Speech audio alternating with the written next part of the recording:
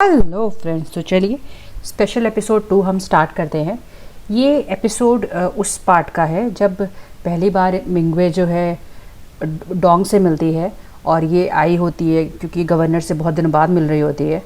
और जब ये गवर्नर के नज़दीक जाती है, गवर्नर को गुस्सा आ रहा होता है क्योंकि जो डोंग होती है वो नहीं जलती है, तो फिर गवर्नर उसके पास जाता है और उससे कहता है कि तुम्हें जलना चाहिए, उसको ऑर्डर करता है जलने के लिए, जिसके बाद वो उसे किस करता है।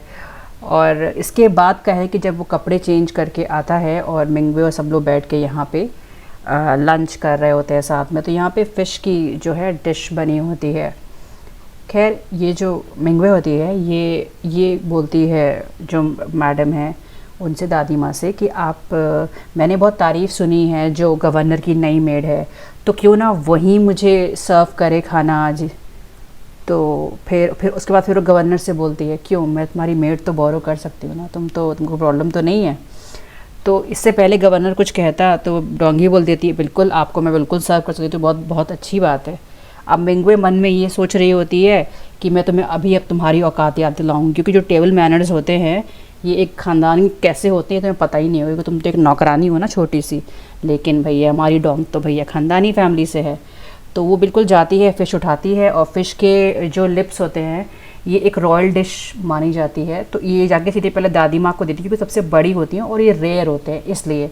उसके बाद ये सब देख के तो भैया मिंगवे तो जल गई।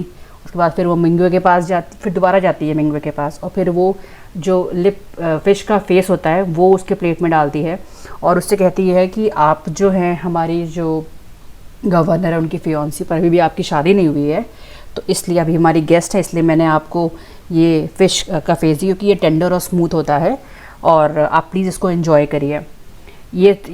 इसकी अच्छे मैनर्स देख के जो गवर्नर है वो तो खुश रहती है क्योंकि जानता है वो मिंगवे की बात समझ रहा होता है क्या करना चाह रही होती है मिंगवे।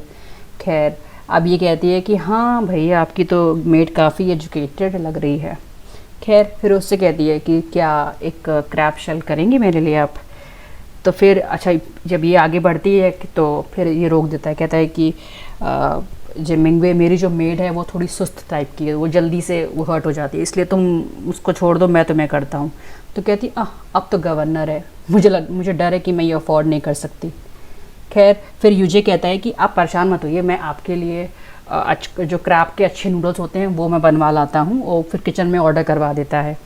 तो फिर जो सौतेली बहन होती है डोंकी, वो उससे बोलती है कि गवर्नर सही कह रहे हैं, जो ये मेड एक्चुअली मेरे लिए पहले काम करती थी, तो ये बहुत ही सुस्त है और ऐसे मतलब ये उसकी बहुत गलतियाँ करती हैं, तो इसलिए आप ऐसा करिए जब तक कि क्रैब नूडल्स तैयार हो रहे हैं तब तक आप जो है अपने थोड़ा सा सूप पी लीजिए। तो फिर जो डोंग होती है इसको सूप देती है, सूप बहुत गर्म होता है, तो ये तो भैया सूप इन पे गिराने वाला, लेकिन फिर गवर्नर अपना हाथ लगा के इसको बचा लेता है और फिर सीधे डोंग को ही डांटता है कि तुम कितनी सुस्त हो, भागो यहाँ से, तुम फालतू में सब काम ख़राब कर दोगी। और फिर जो मिंगवे उठ जाती है, कहती है कि अरे तुम्हारा हाथ बहुत चल के उस पर दवा लगानी पड़ेगी, लेकिन फिर वो कहता है कि तुम परेशान मत हो, मैं अपनी मेड से लगवा लूँगा, और फिर जाने लगता है। फिर अपनी मेड से कहता है चलो अब रुकी क्या हो तुम, और फिर वो मिंगवे से कहता है कि मुझे पता है कि तुम बहुत ही जेनरस और अच्छी हो, तो तुम मेरी मेड की सुस्तीपना फालतू गलतियों का तो ध्यान नहीं दोगे, उसको माफ़ कर दोगे। हाँ मैं माफ़ कर दूँगी, तुम परेशान मत हो। और फिर वो दोनों यहाँ से चले जाते हैं। बाहर रूम में वो उसकी जिसको जला होता है उस पर वो दवा लगा रही होती है, तो फिर वो और उससे कह रही होती है कि आपको मेरे लिए मिस जी को ऑफेंड करने की कोई ज़रूरत नहीं थी। तो वो कहता है अच्छा मैंने तुम्हें बचाया और तुम मुझसे ऐसा बोल रही हो। तो कहती है पता नहीं किसने आपको गवर्नर बना दिया, इतनी छोटी सी बात आपको समझ में नहीं आ रही है, आपकी हरकतों की वजह से मैं सब लोग की दुश्मन बन गई हूँ। तो कहता है कि ओहो, मैं नहीं सोचता जब भी कुछ काम करता हूँ तो वो कहती है हाँ यही कारण है, एक नंबर के आप खुद का काम करना है, खुद से जो मनाया बस वही करते और कुछ भी नहीं। तो ऐसा है ना, मुझे इन सब चीज़ों में मत खींचा करिए, अपने जो करना अपने किया कीजिए। आपकी वजह से दादी माँ मेरी दुश्मन बनी पड़ी हैं, आपकी फियांसी मेरी दुश्मन बन गई है। तो फिर से कह रहा है किसी बच्चे की तरफ से कह रहा है, पर मैंने तो बचाया, तो क्या मैं गलत था। तो वो कहती मुझे तुम्हारे प्रोटेक्शन नहीं चाहिए, मुझे प्रोटेक्शन नहीं चाहिए आपका, समझे आप। तो फिर वो अपना हाथ छुड़ा लेता है और फिर कहता है अच्छा तो मेरा प्रोटेक्शन नहीं चाहिए, हाँ तो किसका चाहिए, उस यूजे का प्रोटेक्शन चाहिए तुमको। तो फिर वो एकदम एकदम ऐसे देखती है कि क्या बोल रहा है। तो इसको समझ में आता है कि सही में ये इसको ये जेलस हो रहा होता है और इसको मतलब ख़राब लग रहा होता है कि इसके सामने ये इतना चाइल्डिश बिहेव कर रहा है। तो फिर ये उससे बोलता है कि देखो कोई भी मुझसे ऐसी बात नहीं करता, तुम ज़्यादा ही मेरे सर पे चढ़ रही हो, ठीक है। अब ध्यान रखो, खबरदार, मैं तुमको एकदम वार्निंग दे रहा हूँ कि खबरदार तुमने कभी मुझे सूर्य से कंपेयर किया तो। और ये स्पेशल एपिसोड यहीं पे ख़त्म हो जाता है।